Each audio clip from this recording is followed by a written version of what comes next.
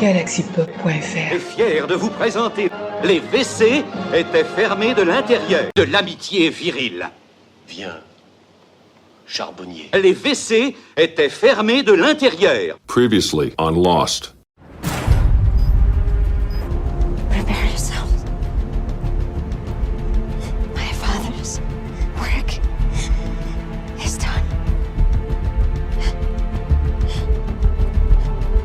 On est tous, on est tous dans le même bateau. Et si parfois ça déraille, tout le monde en pâtit, disons. Mais voilà, après c'est sûr qu'il y a des ratés, et quand on les voit à l'écran, on se dit pourquoi pourquoi avoir gardé ça?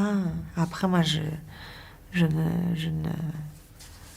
y a personne à blâmer, ou tout le monde. Et puis après c'est sûr que la réaction était, j'ai trouvé un peu disproportionnée, disons, parce que c'est dur de se voir résumé à ça. Et quand je fais du mieux que je peux, disons, pour trouver l'authenticité dans chaque personnage et se voir résumé à une scène, ça n'a pas été forcément hyper agréable. Ton dernier bon film c'était Taxi. Madame, la seule chose moins crédible que ton rap c'est ta mort dans Batman. C'est nul. Après oui, non mais c'est sûr qu'il faut savoir rire de tout, et puis surtout au-delà d'avoir du recul, il y a des choses vraiment plus graves dans la vie que ça, même s'il y a des choses qui peuvent blesser et que j'ai pas été au bout du rouleau non plus, quoi. J'ai juste trouvé et ça me fait du bien à moi, la première, d'en rire, quoi.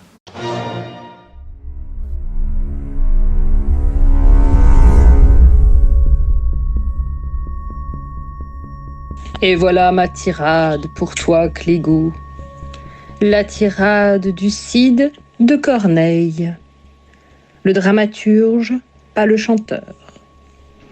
Ô rage, ô désespoir, ô vieillesse ennemie, n'ai-je donc tant vécu que pour cette infamie? Et ne suis-je blanchi dans les travaux guerriers que pour voir en un jour flétrir tant de lauriers? Mon bras qu'avec respect toute l'Espagne admire, mon bras qui tant de fois a sauvé cet empire, tant de fois a fermi le trône de son roi, trahit donc ma querelle et ne fait rien pour moi? Ô cruel souvenir de ma gloire passée, œuvre de tant de jours en un jour effacé, nouvelle dignité, fatale à mon bonheur, précipice élevé d'où tombe mon honneur. Faut-il de votre éclat voir triompher le comte et mourir sans vengeance ou vivre dans la honte? Comte, sois de mon prince à présent gouverneur, ce haut rang n'admet point un homme sans honneur. Et ton jaloux orgueil, par cette affronte insigne, malgré le choix du roi, n'en a su rendre indigne. Mais d'un corps tout de glace inutile ornement, faire jadis tant à craindre, et qui, dans cette offense, m'a servi de parade et non pas de défense. Va, quitte désormais le dernier des humains, passe pour me venger en de meilleures mains.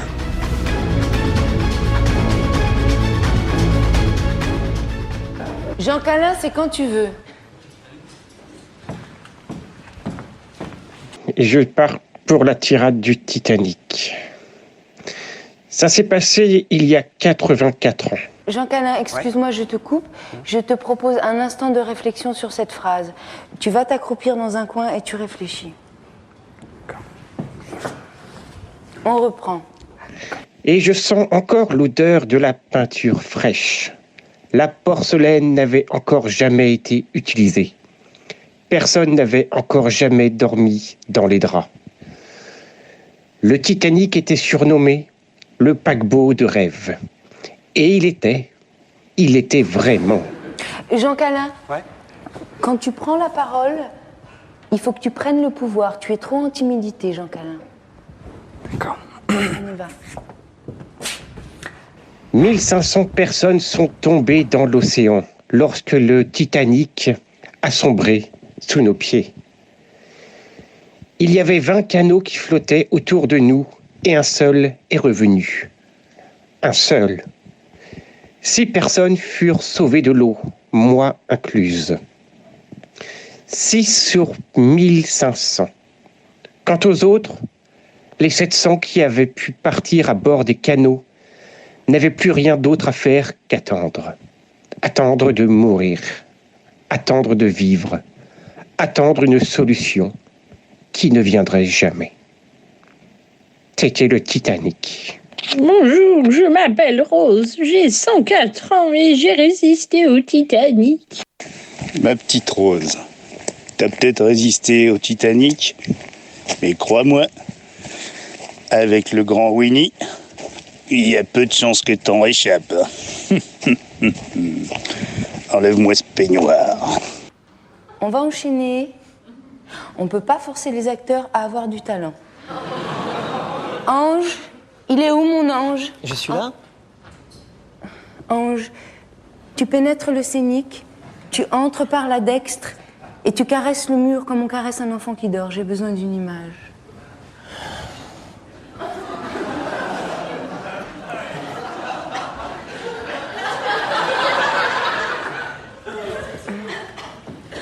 Ah non, c'est un peu court, jeune homme. On pouvait dire « Oh Dieu, bien les choses en somme », en variant le ton.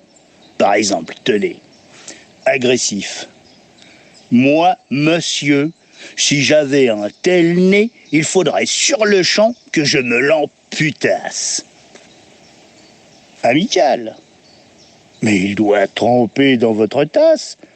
Pour boire, faites-vous fabriquer un anape. Descriptif. C'est un roc, c'est un pic, c'est un cap. Que dis-je? C'est un cap? C'est une péninsule. Curieux. De quoi sert cette oblongue capsule? D'écritoire, monsieur, ou de boîte à ciseaux? Gracieux. Aimez-vous à ce point les oiseaux que paternellement vous vous préoccupâtes de tendre ce perchoir à leurs petites pattes? Truculent. Ça, monsieur, lorsque vous pétunez, la vapeur du tabac vous sort-elle du nez sans qu'un voisin ne crie « Au feu de cheminée !» Prévenant, gardez-vous, votre tête entraînée par ce poids de tomber en avant sur le sol. Tendre, faites-lui un petit parasol, de peur que sa couleur au soleil ne se fane. Pédant, l'animal seul, monsieur Charistophane, appelle hippocampe-éléphanto-camélos, dut avoir sous le front tant de chair sur tant d'os. Cavalier, quoi? L'ami? Ce croc est à la mode? Pour pendre son chapeau, c'est vraiment très commode. Emphatique. Aucun vent ne peut, né magistral, t'enrhumer tout entier, excepté le Mistral. Dramatique. C'est la mer Rouge quand il saigne. Admiratif. Pour un parfumeur, quelle enseigne. Lyrique. Est-ce une conque? Êtes-vous un triton? Naïf. Ce monument, quand le visite-t-on? Respectueux. Souffrez, monsieur, qu'on vous salue. C'est là ce qui s'appelle avoir pignon sur rue. Campagnard. Eh, ordé! C'est titané? Non, non. C'est qu'avec navet géant ou ben que melon nain. Militaire. Pointez contre cavalerie. Pratique. Voulez-vous le mettre en loterie? Assurément, monsieur, ce sera le gros lot. Enfin, parodiant Pyrame en un sanglot. Le voilà donc, ce nez qui a des traits de son maître, a détruit l'harmonie Il en rougit, le traître. Voilà ce qu'à peu près, mon cher, vous m'auriez dit si vous aviez un peu de lettres et d'esprit. Mais d'esprit, oh, le plus lamentable des êtres, vous n'en eûtes jamais un atome. Et de lettres, vous n'avez que les 3 qui forment le mot « sot ». Eussiez-vous eu d'ailleurs l'invention qu'il faut pour pouvoir là, devant ces nobles galeries, me servir toutes ces folles plaisanteries, que vous n'en eussiez pas articulé le quart de la moitié du commencement d'une. Car je me le sers moi-même avec assez de verve, mais je ne permets pas qu'un autre ne me les serve.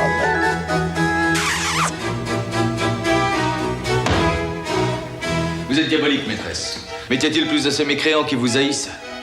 Pourtant, ils ont été vos amis. Ils ont été, ils le sont encore, ils le seront à jamais. Et si ma haine ira à eux, leurs amours ira à moi. Dieu vous entende, maîtresse. Dieu vous entende. Les liaisons dangereuses. Un film époustouflant avec que des fautes d'accord. Si vous voulez, vous viendrez avec moi. Je mourirai si je viendrais avec toi. Ou à l'autre. Les liaisons dangereuses. Allez-y avec vos amis, ou même en famille. Pour son dernier long métrage tant attendu, le metteur en scène Jacques Bouillon a fait appel à Raoul, jeune apprenti boulanger pour le rôle principal. Mais vous savez, moi je ne crois pas qu'il y ait de bonnes ou de mauvaises situations. Moi, si je devais résumer ma vie aujourd'hui avec vous, je dirais que c'est d'abord des rencontres. Des gens qui m'ont tendu la main, peut-être à un moment où je ne pouvais pas, où j'étais seul chez moi. Et c'est assez curieux de se dire que les hasards, les rencontres forgent une destinée. Parce que quand on a le goût de la chose, quand on a le goût de la chose bien faite, le beau geste, parfois on ne trouve pas l'interlocuteur en face. Je dirais le miroir qui vous aide à avancer. Alors ce n'est pas mon cas, comme je le disais là, puisque moi, au contraire, j'ai pu, et je dis merci à la vie, je lui dis merci, je chante la vie, je danse la vie, je ne suis qu'amour. Et finalement, quand beaucoup de gens aujourd'hui me disent « Mais comment fais-tu pour avoir cette humanité ?» Eh bien, je leur réponds très simplement. Je leur dis que c'est ce goût de l'amour, ce goût donc qui m'a poussé aujourd'hui à entreprendre une construction mécanique. Mais demain, qui sait, peut-être simplement à me mettre au service de la communauté, à faire le don de soi. Non, ce qui m'a séduit chez Raoul, c'est que Raoul n'est pas du tout comédien, Il était apprenti boulanger, donc il est tout à fait vierge. Il n'a pas du tout les trucs qu'on peut rencontrer chez les comédiens. Raoul, tu es donc apprenti boulanger, et en tant que tel, comment as-tu vécu cette première expérience? Je crois que c'était formidable. Être ou n'être pas, c'est là la question. S'il est plus noble dans l'esprit de souffrir, les piqûres et les flèches de l'affreuse fortune, ou de prendre les armes contre une mer de troubles, et en s'opposant à eux, les finir, mourir, dormir, rien de plus. Et par ce sommeil dire, nous terminons les peines du cœur et 10 000 chocs naturels, dont la chair est héritière. C'est une consommation ardemment désirable. Mourir, dormir, peut-être rêver. Ah, voilà le mal. Car dans ce sommeil de la mort, quel rêve aura-t-on quand on aura dépouillé cette enveloppe mortelle? C'est là qui fait penser, c'est là la raison, qui donne à la calamité une vie si longue. Car qui voudrait supporter les coups et les injures du temps, les torts de l'oppresseur, les dédains de l'orgueilleux, les angoisses d'un amour méprisé, les délais de la justice, l'insolence des grandes places et les rebuts, que le mérite patient et celui de l'homme indigne, quand il peut faire son quiétus, avec une simple aiguille à tête. Qui voudrait porter ses fardeaux, sangloter, suer sous une fatigante vie, mais cette crainte de quelque chose après la mort, ce pays ignoré, des bornes duquel nul voyageur ne revient, embrasse la volonté, et nous fait supporter les maux que nous avons, plutôt que de courir vers d'autres que nous ne connaissons pas. Ainsi la conscience des potrons de nous tous, ainsi la couleur naturelle de la résolution, est ternie par les pâles teintes de la pensée et les entreprises les plus importantes, par ce respect, tournent leur courant de travers et perdent leur nom d'action.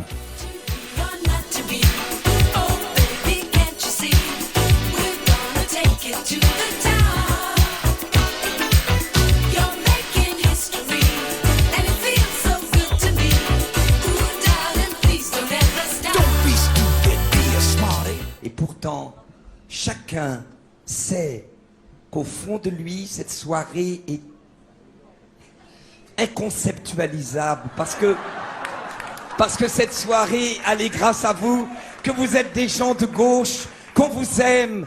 Vive la pauvreté pour qu'elle se transforme. Nous voulons donner avec Hamon une France nouvelle, une France qui offre. Je vous propose un véritable salaire pour tout le monde de 95 000 € mensuels. À bientôt. Donc, je m'essaie à la petite tirade, malgré mon visage douloureux. Je dois avouer ne pas savoir de quel film ou de quelle série télé ou de quelle pièce de théâtre que ça vient. Donc, je dois dire que de la façon dont je vais le faire, c'est mon interprétation du texte. Patricia, mon petit, je ne voudrais pas te paraître vieux jeu ni encore moins grossier. L'homme de la parfois rude reste toujours courtois. Mais la vérité m'oblige à te le dire. Ton Antoine commence à me les briser menus. Mais moi, les dingues, je les soigne. Je m'en vais lui faire une ordonnance et une sévère. Je vais lui montrer qui c'est Raoul. Aux quatre coins de Paris, on va le retrouver éparpillé par petits bouts, façon puzzle. Moi, quand on m'en fait trop, je correctionne plus. Je dynamite, je disperse, je ventile. Il est parti. Ah oui, t'as déjà vu ça? En pleine paix. Il chante et puis il craque un bourre-pif. Mais il est complètement fou, ce mec. Je peux vous en faire une gratis aussi qui vient de un des meilleurs monologues que j'ai entendu dans un film. C'est dans un film québécois, puis c'est fait par une femme. Mais j'adore cette tirade-là. Je peux vous la faire en gratis ici en ce moment. Puis vous déciderez laquelle des deux vous aimez le mieux. Ah ben c'est le bout de la merde, tes frontés personnages. Pour qui tu te prends, toi, Chris? Tu vas-tu me donner un cours de maternité 101? J'ai grandi avec une mère maniaco-dépressive qui a passé la moitié de sa vie dans une chambre d'hôpital. J'ai marié un lâche qui m'a dompé sous prétexte qu'il n'était pas à la hauteur de son rôle de père. Ça fait à peu près 15 ans que je me lève à 5h30 tous les matins, 5 jours sur 7, pour traverser le petit pont Champlain à marde qui est toujours jammé pour qu'il mange puis qu'il aille à l'école, cet enfant-là. Non, ta gueule! Maudite gang de machos. Vous êtes bien bon pour tirer sa gâchette pour nous juger, mais vous êtes là, puis vous vous pavanez avec vos petites cravates à motif de Bugs Bunny, puis vous êtes même pas capable de pas crisser vos bobettes rouges dans une brassée de blanc. T'aimes-tu ça, toi, les bas roses, toi, câlisse? Fait que tu viendras pas me dire que mon fils s'est enfui parce que je suis une mère monoparentale, OK? Vous avez des quotients de 150, puis vous vous flattez à tour de bras avec vos petits diplômes en pu finir. Puis un enfant de 17 ans échappe à votre système de sécurité, puis vous allez me dire que moi, je suis une mauvaise mère, que moi, j'ai mal éduqué mon fils. Vous êtes là, vous me poursuivez avec vos questions puis vos insinuations. Vous me faites sentir responsable pour votre incompétence. Ben, mange un char de merde, toi, Chris. Puis si la semaine prochaine, j'ai pas un chèque de remboursement dans la boîte à mal, je vais te poursuivre puis je vais te faire cracher tes scènes noires une par une. C'est-tu clair, ça? C'est-tu clair? En tout cas, c'est vraiment bien, la pièce est formidable. Je trouve que les personnages masculins sont vachement bien dessinés, tu vois, on sent bien leur virilité et en même temps on n'insiste pas là-dessus et ça c'est très fort, on s'en prend plein la gueule, elle est vraiment géniale cette pièce. Elle est de qui? Elle est de toi, Marie-Mure. Ah. En scène, avant qu'on lève le rideau, déposons là tous nos fardeaux, nos peines. Et retrouvons nos oripeaux, ils sont plus vrais que notre peau. Ils viennent faire de nous des éphémères capables de tous les frissons, d'apprivoiser mille chimères, et puis le temps d'une chanson d'être Arlequin ou Cléopâtre. Y a-t-il une vie après le théâtre?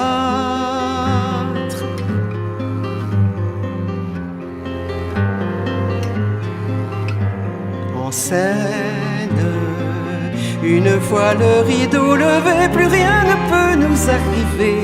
La reine, ailleurs si prête à trébucher, promène sans s'effaroucher sa traîne.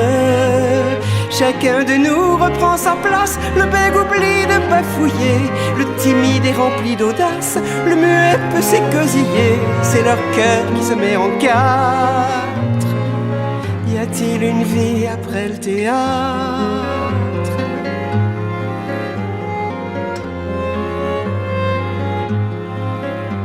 En scène, c'est la vie, mais pas tout à fait. C'est une apparence, un reflet, à peine. Comme si juste on attendait que cet instant presque parfait survienne. C'est une quête si fragile qu'un souffle peut la déranger. C'est une fée aux pieds d'argile, c'est un éclat, c'est un danger, mais c'est l'espérance opiniâtre. Y a-t-il une vie après le théâtre?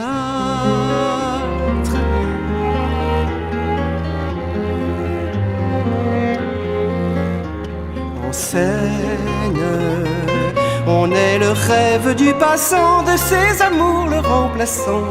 On traîne un univers envahissant dont la tendresse fait qu'on s'en souvienne. On sourit, on salue, on brille, on garde plus que de raison son diadème de pacotille et on ramène à la maison ce pauvre moi qu'on idolâtre. Y a-t-il une vie après le théâtre?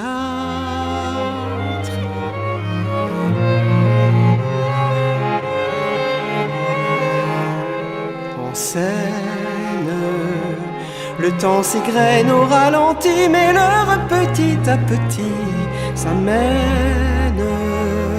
Où le dernier mot retentit, où le rideau nous engloutit, obscène.